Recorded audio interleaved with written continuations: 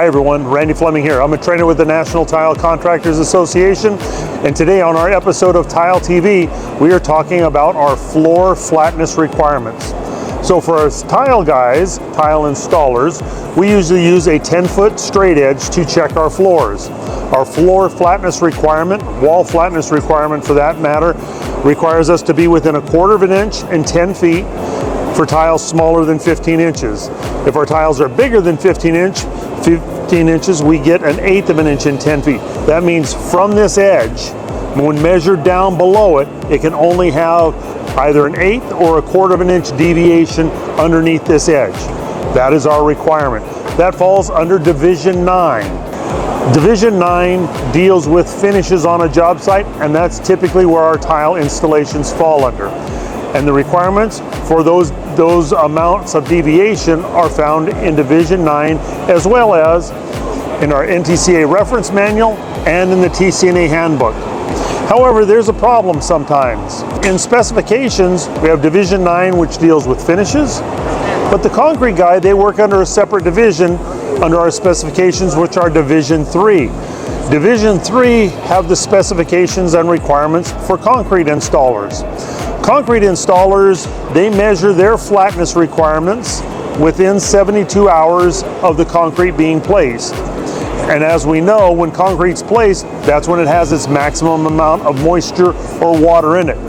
Within 72 hours, it's done very little curing in that amount of time.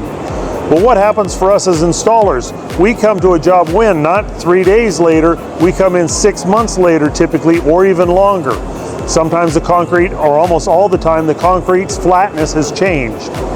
What these books help us to understand is there's a difference between what Division 9 tells us to check our work with, which is a 10-foot edge, and the concrete guy has to check his floors. Also, they take placements every so often, they take measurements to check their flatness of their floors. And once again, that's within 72 hours. So what do we do when there's a disparity between the two? Our specification should have in there a section that tells the tile contractor that the floor will be given to him within his standard, which is the 10-foot straight edge method. If it is not within that standard, then there should be a separate section to help them pay to have that work, to have that concrete repaired and brought into tolerance. And in our NTCA reference manual, complete separate section helping us to define where is our responsibility.